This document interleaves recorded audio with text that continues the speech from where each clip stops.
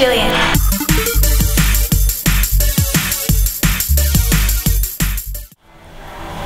We hear lots about yoga these days, and so many people are afraid to try it. But I'm going to show you all about yoga and how yoga can help you amplify anything that it is you'd like to do. The core tight. Beautiful dancer's pose. Whenever you've had enough, just come back into Tadasana. If it's one thing that yoga's taught me, is that everyone is unique. One person's body is going to be completely different than the person next to them, and we need to honor that. Yoga really helps us to bring our attention inside and know that we're pushing ourselves too far, and know when it is time to ease off a little bit. So we can take that practice, that application, and apply it to anything in our entire lives. It could be sitting at your office chair or when you're playing sports. It's just having that body awareness. That's what yoga is all about. 2, and then jet the weight forward and push off using the strength of your front leg to come to half moon balancing pose. So come up onto your fingertips and open up to the side, and then if you can, bring your eyes up towards the sky. Alright, so we're going to make this a little more challenging. Take your top hand, bring it down, have it trade places with the bottom. Hip points facing down towards the mat, toes facing down towards the mat. Take your right hand, bring it up, keep the core tight, and open up the other way. Reverse half moon balancing pose. And release the top hand down. Drop the back leg back, rise back into warrior 2. Yoga requires a lot more strength than people may first guess. Hey there! As a woman who works out regularly, I know how important strength is, but should I really be focusing on flexibility? Yoga is a union of the mind, body, and spirit, and practicing regularly helps to strengthen those bonds on a much less visible level. On a more visual level, we're keeping our body nice and tight, especially our core, manifesting all of our power here and extending it outwards through the limbs. As well, in balancing poses, we're keeping our muscles in an isotonic and isometric contraction, helping to build lots of strength and lots of power there. So why would you not want to give yoga a try? So today I'm going to show you how to do pigeon pose safely and effectively. Pigeon pose is really great because it really allows the hips to open up. Hips get really tight after physical activity like running or sitting in your office chair all day, and it really allows the middle part of the body to open up, allowing blood flow to flow freely from the upper half and the lower half of the body. Things you want to watch out for in pigeon pose: you want to flex your front foot so that your knee is protected, and also you want to just really allow your hips to sink down and really bring your breath into your hips to allow them to blossom. So I'm going to show you how to do it. We're going to do a beginner, intermediate, and advanced version.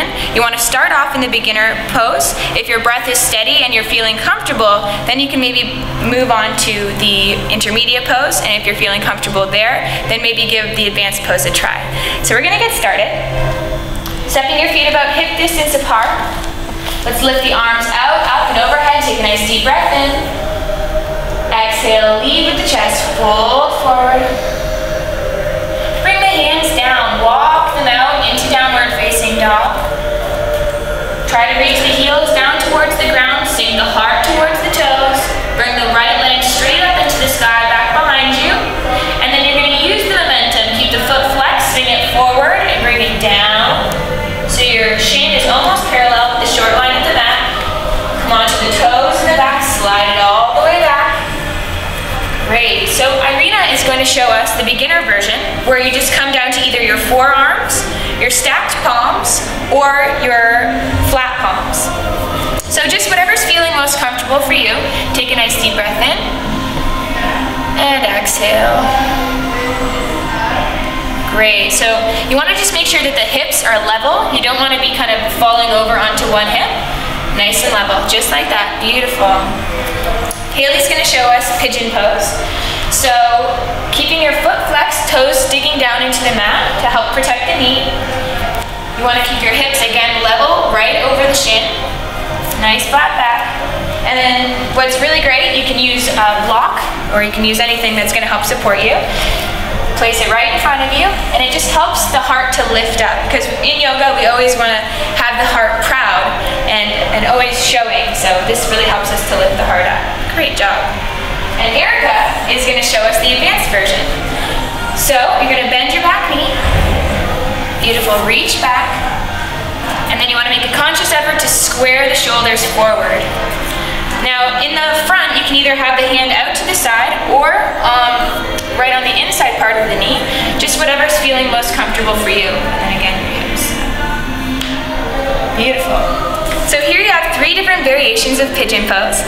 Again, everybody really, really likes pigeon pose because it feels so great, and you should just give it a try.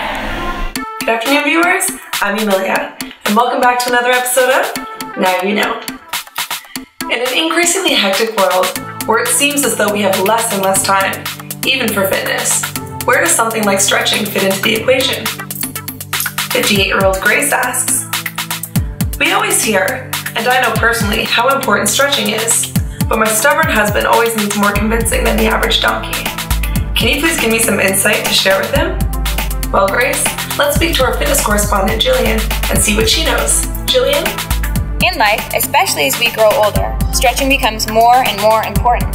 Stretching helps to warm the body up, lubricate the joints, break apart connective tissue, and activate the muscles. Something to keep in mind is that stretching is not only good as pre-activity warm-up, but also really, really good to help cool the body down. Thanks, Gillian.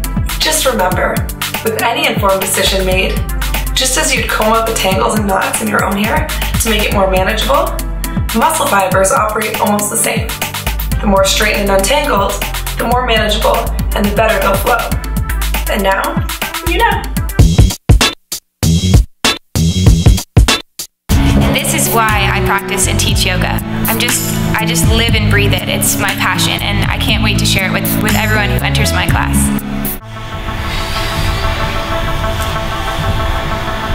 I hope you've learned lots about yoga and how you can benefit pretty much any aspect of your life. Maybe I've even inspired you to try it. I'm Gillian, and I train.